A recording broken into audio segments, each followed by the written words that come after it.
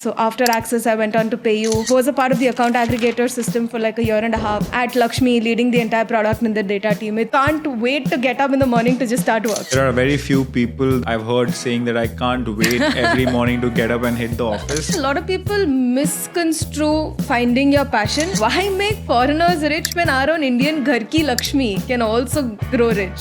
Women just feel like as if money, numbers, it's a man's world. The entire agency of money, they leave it to the men in their lives. When you tell women grow your wealth, she's kind of like, maybe not. It's a need versus want still, where the wants of your family is, on one side, but your needs are also equally important. Only about 3% of India invests in the capital market.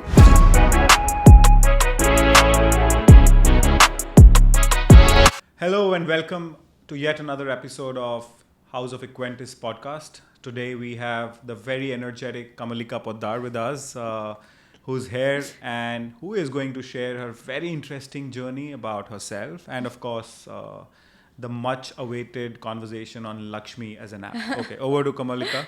Thank you so much for having me, and really I'm very intimidated by the entire setup and stuff like that, but I'm really hopeful we have a great conversation. Sure. So thanks for having me. Sure, our pleasure. So Kamalika, my first question, how did you start about your journey in finance? Tell us something about yourself, what inspired you, and how does your entire journey, from your early days to, finally working somewhere and then finally to Lakshmi, how's it been for you?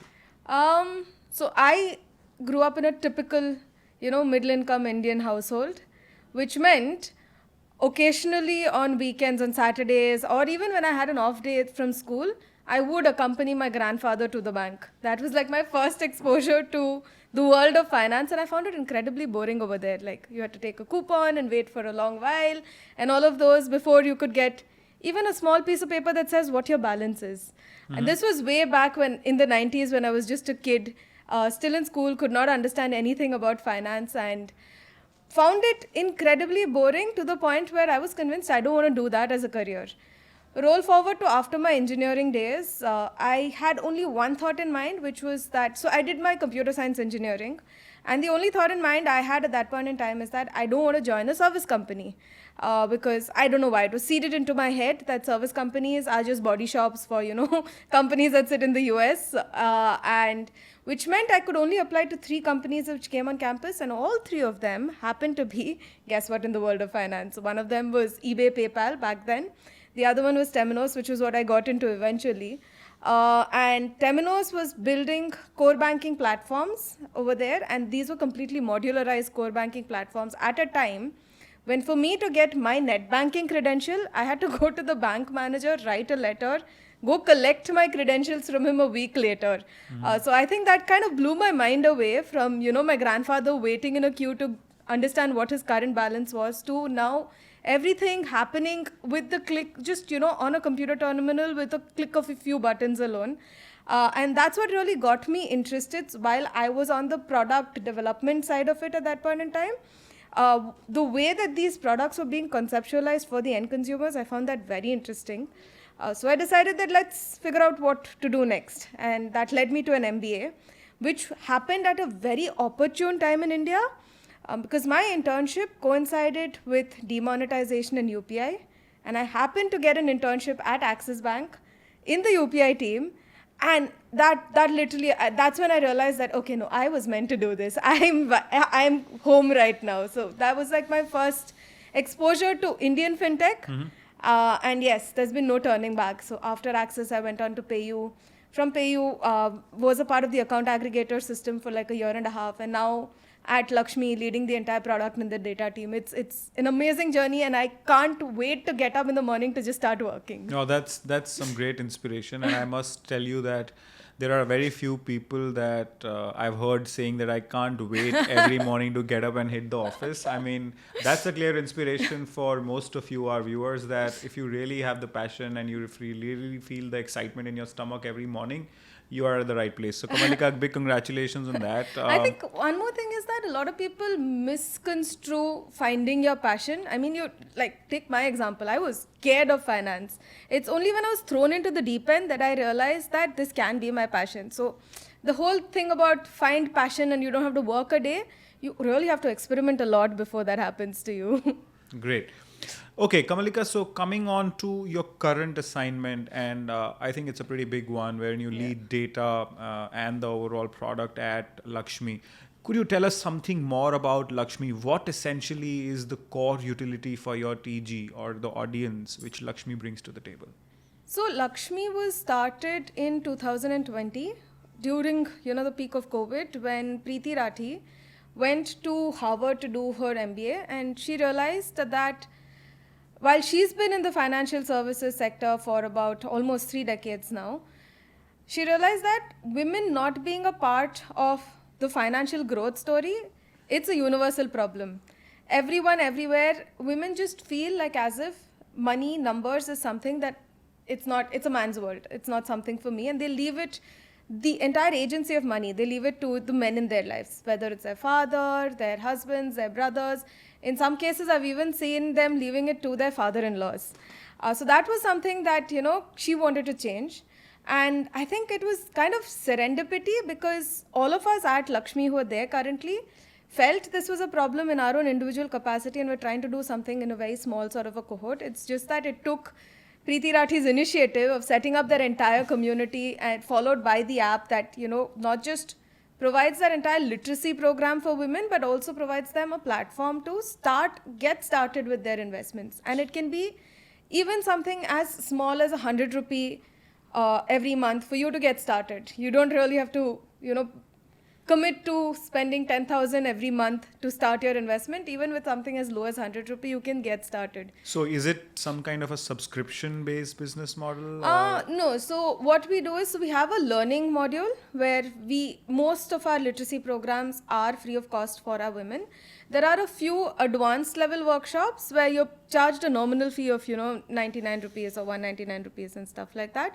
But we are essentially a brokerage, so we provide Alright. the small case of all these mutual fund investments that are there, and we're empaneled with all the AMCs in the country. So you have like a wide variety of choice, and if you're confused, you can always revert back to the small cases that we've curated for your specific needs. Great. That's really interesting. And just inquisitive, how has been the product adoption? How many users do you have? What sort of pipeline? What's the future for Lakshmi? So I'm very happy to announce that we recently crossed like the 1 million download mark on our Wow. Play Store. So we do have a huge community over there. And the ratio, so we allow men also on the platform. I think one of the questions we often face is that, can men not join the platform? Yes, you can. It's just that the community and the rewards and all of those other added features are reserved for the women. It's free of cost, and we incentivize women over there. Men are also welcome. So we have like a healthy ratio of 75% women and 25% men still. Coming to the number of people who invest onto the platform, we have about 3% of our overall user base who have actually started their investment journey, and we're trying to make sure that reaches another 10 to 15% of our user base. So that's kind of where we're going towards. Right now, because we cater to mass middle income Indian women who kind of want to take charge themselves, it's an entirely digital process where we provide the tools for you to get kind of ready. But we do know that a lot of women simply don't have the bandwidth of time to do that. So we're trying to figure out if a more, hand-holding sort of a person-to-person and RM-driven product also works for them. So that's something that we're experimenting I with. think that's a good point you made, that women, at least in Indian context, we've seen our families, we've seen our co-workers, our Yeah. colleagues. Women have been literally, been trying to balance between their personal lives, families, their finance, their office. And you're right, the dearth of time on their plate, Yeah. and a personalized sort of a RM approach or a mentor approach could be far more useful for them. So I think that's a great step. Just picking up from there. So you talked about the income segment that you're looking at, say the middle income segment, ladies who want to take the charge Yeah. in their hands and sort of plan their finances better. Would you also want to share some insights about some behavioral trends that you're seeing, so that maybe we could have tailored products in our investment advisory service also, to handhold them, to maybe take them to on a journey of long-term wealth creation? Are there any cultural insights? Are there any trends that you would want to share? What sort of people are you speaking to?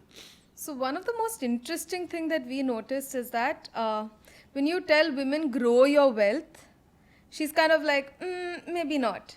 My Okay. husband does that already. But the minute you tell her, you can help fund your child's education abroad, or Lovely. you can help, if your family has an emergency situation, this is going to help you. So anything that has to do, that's, within her immediate circle of her immediate family circle, something that benefits them, she's more than interested to take charge over there. So when it comes to women and her own needs, she always kind of Holds her places back. it on a back. I think that's like a sad reality, and I think we're all used to seeing our mothers also But do do you that. think is it changing in today's age? Do you think that changing with the millennial crowd that we have? I still feel a lot of people, especially if you're in a relationship or if you're married, somewhere it's always your partner's needs or your immediate family's need always kind of supersede your needs. But that said, it's not like women are completely like what my mother's generation used to do. It's like if my daughter wants an expensive, really expensive book that can only be imported from the US, I'll give it to her. I won't buy, clothes for myself for the whole year or whatever. I don't think that mentality is there. So women are kind of finding a balance where they're saying that, okay, I do want to still make sure my family gets what they want, but not at the cost of what I need. So that kind of balance is, it's a need versus want still, where the wants of your family is, on one side, but your needs are also equally important. So I think women are trying to balance that out nowadays. Great. Just extending that, you said that the platform is for specialized needs of women, and hence you, I'm sure, customize your investment offerings also. Yeah. What's the base of that differentiation? So, if I were to ask you personally, what would be that composition of your ideal portfolio versus, a man's ideal portfolio? Is there any differentiation, or it remains mostly the same? This again, I think it's a very behavioral sort of a thing, where for men, it's always about the growth and the returns that they get, whereas for women, it's about the stability. So, and they're a lot more patient than men. So if you tell them that, what, in the next 10 years, till your daughter or your son graduates out of school and is ready for college and you need a corpus, we'll help you build that. But you have to be patient, not withdraw money because, the election results have come out and it wasn't what the market was expecting.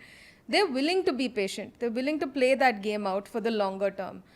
So that's what, and one of the interesting products that we have is a calculator, which you can customize for each of your goals that you want. So we've seen women actually take the advice that comes out from those calculators in terms of, the duration for which they need to invest into, and whether if they redeem now, what will be the impact and all of that. We've seen women take that also into advisement. So that's, I think, a very interesting thing over there, where it's not just the returns, they're willing to play out the long game once you provide them with that kind of an information in the first place. No, that's a brilliant insight there. And let me tell you one great philosophy that we as an organization feel that comes across as a strong, I would say, USP for our brand also. So we very proudly say that Equentis essentially thinks like a woman. When I say we think as a brand like a woman, while I'm sure it will be surprising to a lot of investors, but you rightly pointed out, the women way of investment Yeah. is more to deal with nurturing your investments. Yeah. That's the long-term play, I think, that Kamalika referred to. Also, when you talk about men and when you hear at the dinner table 3 men sitting and talking about investments, there's a very macho way in which they talk about investments, right? I invested in a particular script that gave me 15% in like 2 months. Whereas when we speak to women, be it any investments, be it market, be it real estate, if it's real estate, I've seen, women or say, my family members also speaking about real estate in a way that they actually imagine how their home would be. Yeah. What sort of ecosystem would be around their homes? What hospitals are near their homes? What grocery chain is there near their home? What schools? So I think there is a very, I would say, long-term view and a more holistic approach of nurturing and growing your investments slowly, gradually, with a disciplined approach as compared to a very macho way of investment. So I'm glad that you guys are thinking it the same, thinking about it in the same direction like we do. My next question, Kamalika, is going to be around what do you think the impact would be which Lakshmi or maybe organizations like Equentis, wherein we are specifically trying to motivate women to participate in the markets. How do you see this impact turn to tangible numbers in the next 3 years? Do you have any stats or insights to share with our audience? So recently, I remember reading somewhere that only about 3% of India invests in the capital market, and of that 3% also, if you see the number of women participating in that, and it's not really women participating, because let's be honest, we have a lot of pseudo investments in the name of the women as well. Yeah, true. It could be because of tax reasons or whatever it is. So that's like much smaller. So that's one thing that we would at Lakshmi want to change, where we're saying women actually take, like, it shouldn't just be like a 3% of India that's investing. It should at least be a 50% of India that's investing. I mean, recently we've seen India being included into the Morgan Stanley index. That means a lot of foreign money is coming in. Why make foreigners rich when our own Indian Ghar Ki Lakshmi can also grow rich? So I think that's one thing that all of us do aspire to kind of build together at Lakshmi. That's kind of a philosophy where we want at least half of the women taking charge of their own money, building agency over their own money. I quite love the fact that your narrative is so grounded that you're talking about Ghar Ki Lakshmi and it really excites me that the last Diwali our social media team, they actually cracked a beautiful narrative and it was called Har Ghar Lakshmi, right?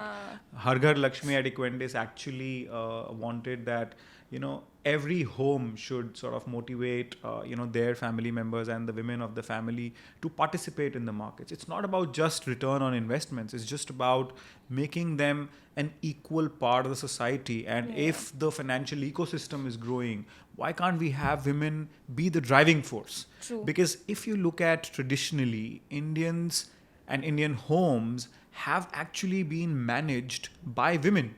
Yeah. I remember my mother or my grandmother actually managing the household expenditure, planning what sort of monies will she be spending on groceries versus what schools to select versus which areas to buy our homes on. I mean, I can tell you I have sold real estate and the prime decision maker in real estate buying is a woman. The prime decision maker in a man's fashion wardrobe is a woman.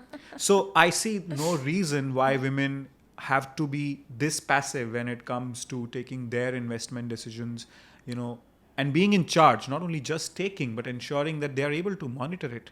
They're able to actually guide, their daughters or their sons going forward that, listen, if I can manage the house, I can very well manage, my financial ecosystem and the families. True. So that way, I think, at least I feel like I won the parents' lottery, because almost all the women in my life have always taken charge. Like, I remember when I joined my first workplace, that time we used to get a check. I don't think anyone knows what a check looks like anymore. But I went back to my chachi and told her that I'm planning to give this to my grandma. And she's like, that's a beautiful thought, do it. But from next month onwards, 10% of that money is going to go into a mutual fund. I invest in these three, you figure out which one you want to invest in. So, and that's always been, I think it's just the perks of being in a Bengali household, I guess.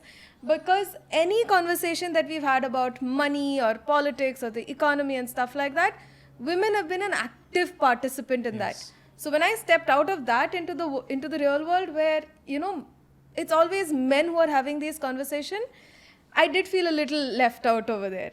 But yes, that's exactly what we want to change, where everyone comes together in the family and they're listening. And we've had some success stories like that at Lakshmi also, where now she says that I feel so empowered. I feel like I know so much that I'm guiding my daughter on planning her marriage and stuff like that. So those are the stories that, makes us all want to do more. All right. Just shifting gears here, Kamalika, I would want to hear more about your personal experiences and what does finance mean to you so that we can inspire a lot of our users.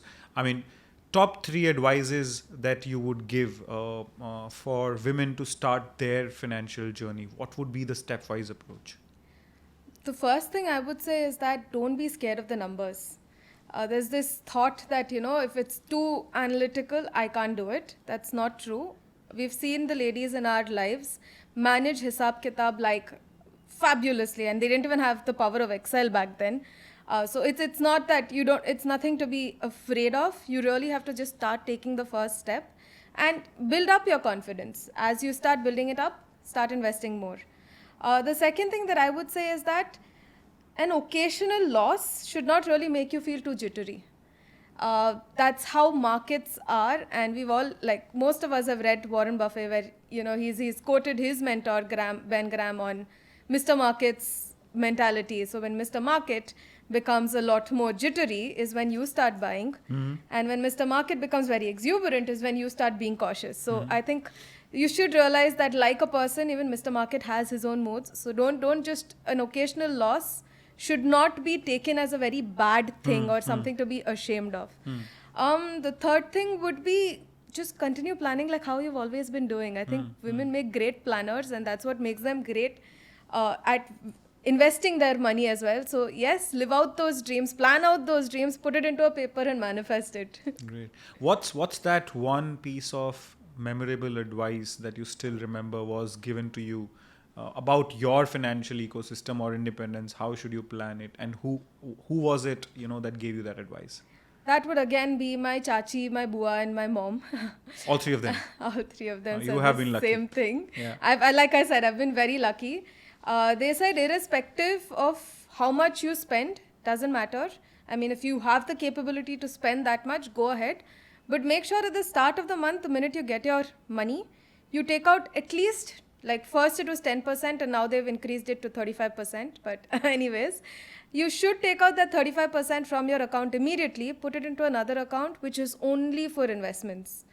So that I think it's created that kind of a discipline in me, where I know that irrespective of what my income level is tomorrow, I will only spend this much because the rest of it has to be for the future.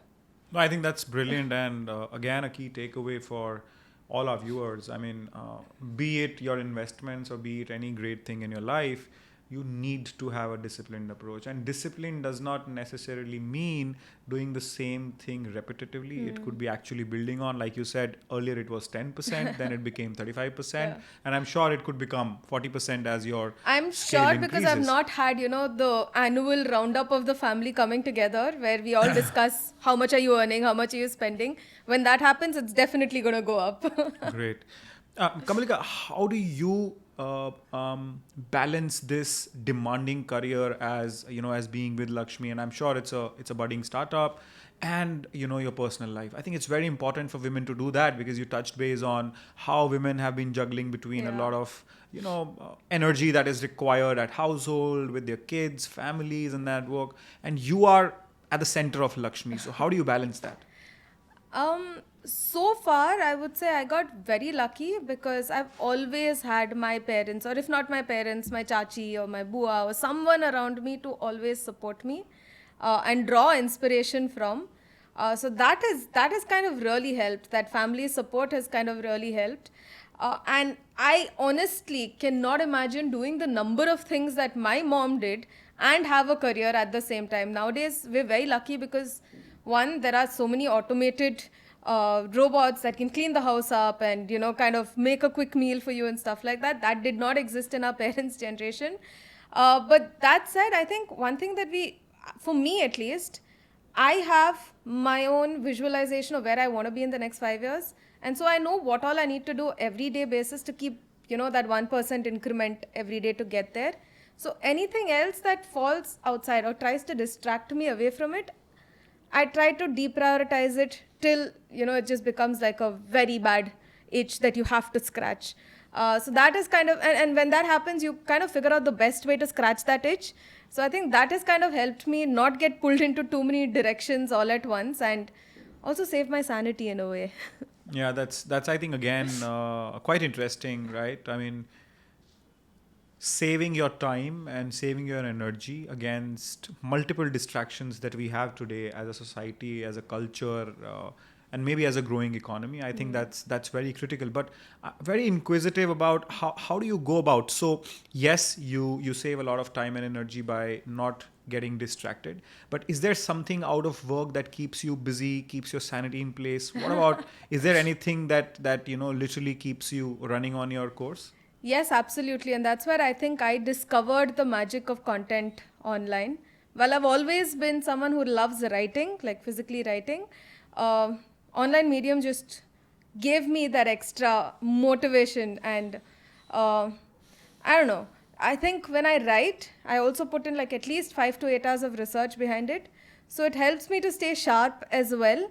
So that's been one, like a lot of people keep asking me that it's such a tiring day. How do you go back home and read? That's really what helps me decompress. That's really what helps me stay sane at the end of the day and be like, okay, these are problems I'm facing. But yes, I know that there are 10 more people who are facing the same problem. That, and I think also, so I'm an early riser. I get up by 4:35. Oh wow. Uh, and I do set up some very calming music in the background and just meditate for. And by meditation, it's not like I do try doing the Om Wala meditation as well, but it's also just visualizing what I want my day to look like, and that kind of fills in with a lot of positivity that the chaos that happens later on any work, be it a startup or even a big corporate like Axis where I've worked, everything has its own chaos. But then that calming of your mind in the first half of the day, that really helps you to face whatever comes throughout the rest of the day. So I think that's two things that have really kept me sane. Great. So you said that you meditate in the morning. You actually visualize, your day. How will your day pan out? Now being at the center of action at Lakshmi, how have you visualized Lakshmi to be? What's your, aspiration about Lakshmi? Where do you see it in 3 years? In 3 years, in the hands of every woman. Okay. So that's something that we really want to believe in, that any woman who wants to take charge of her finances, let her get started on Lakshmi. And if she wants to, of course, explore other avenues that are not there on Lakshmi currently, that's more empowering for us that, she's taken charge to be brave and go out and explore that. But yes, we would want every woman to have at least started off her journey with Lakshmi and become financially confident, if not fully independent. And, for example, recently one woman came back to us and said that I started saving with Lakshmi 2.5 years ago. And today, with whatever money I had put into the mutual funds, she redeemed it. And when we called her up is when we got to know the rest of the story. She's like, no, I've redeemed it because I want to make the down payment for my house. And I'm the first person in my family to, own a house. Wow. So that's kind of something that we want Lakshmi to enable more women to do. Wow. Not just one story, but, this should be the story of thousands of women in India. So are you looking Lakshmi to cater to only Indian women, or there are plans to expand globally? So recently I was at the IFX conference in Europe. And whenever I explained the concept of Lakshmi to people over there, they said that, wow, this is an amazing idea. We want something like this for us as well. I do think someday we would want to go global, but the only challenge with that is that financial markets, simply because they're so regulated, it's a completely different game, even if you have to say move from India to the neighboring country, Nepal. It has like a lot of challenges. Regulations. Yes, and you will have to cater, like your entire groundwork has to start from zero everywhere. Right. So I don't think it's a very easy, I know everyone aspires to have a global outlook, but I don't really think it's that easy to crack it. While the need is there, but yes, maybe, I don't know, down the line some great partnerships might just materialize. I don't know. Great. My last question would be around Kamalika. You've been frequenting a lot of panels. You've been speaking at conferences. Is there any topic or trend that you picked up from there and you would want to share with the audience? Maybe because I'm such a fintech geek, I found the concept of PSD3 to be crazy. I mean, we're already world over. By the way, PSD stands for Payment Service Directive, and this is what came across because in the European Union, different countries, member countries, had different rules and regulations around payments, which made accepting the single euro a nightmare. So they came up with PSD over there. That led to the open banking revolution with PSD2.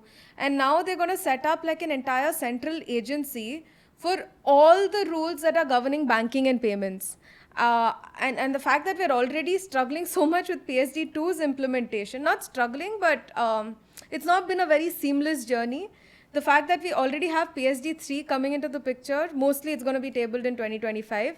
I found that very interesting, but also very hopeful, because once open finance becomes something that's widely accessible to everyone, there's nothing that stops, AI from building a Kamalika avatar that knows what Kamalika's future goals and aspirations are, but removes the jitters that Kamalika's, volatile emotional behavior has, and helps her stay invested in the markets. I mean, I think that is something that I'm really looking forward to in the future. Okay, great.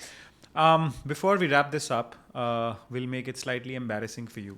We'll have some quick rapid fire questions for you, and these are not going to be easy, so let me be very candid with that. Okay. So are you ready? You want to have a sip of water? Fingers crossed. All right. Okay, let's straight up jump into it. So my first question is, are you a startup person or a corporate person?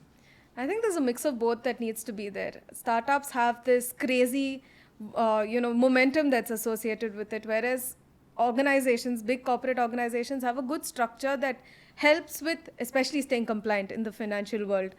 So I think the best of two is what I would want to take: the momentum of startups and the compliance and the regulatory aspects of big established companies. So that keeps people at LXME as well as Axis happy. Right? All right, great. How do you describe yourself in one word? Insanely curious. These are two words. Hyphenated. Is that one word? I hope so. All right. Are you a bear or a bull for the markets? Bull, always. Yes. Are you a spender or a saver? Planner. Wow. So I plan my spends.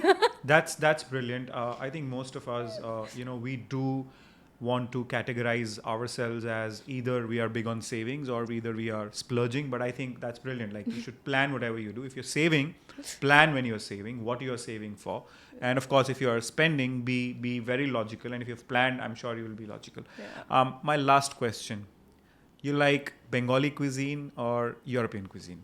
I think even when I was in Europe, I was calling up my mama and telling her ki I want your machhed jhol. So maybe Bengali cuisine wins over there. So all the Bengalis, here is the answer, and yet another reinforcement that you can bring a Bengali out of Bengal, but not the machar jhol out of the Bengali. No, yeah. So yeah, thank you so much, Kamalika. I think it was lovely having you, and thank you all our viewers for this, for joining this interesting session. I'm sure you would have had your inspirational and motivating movements, and we'll be back with yet another interesting feature very soon. Thank you so much. Thank you.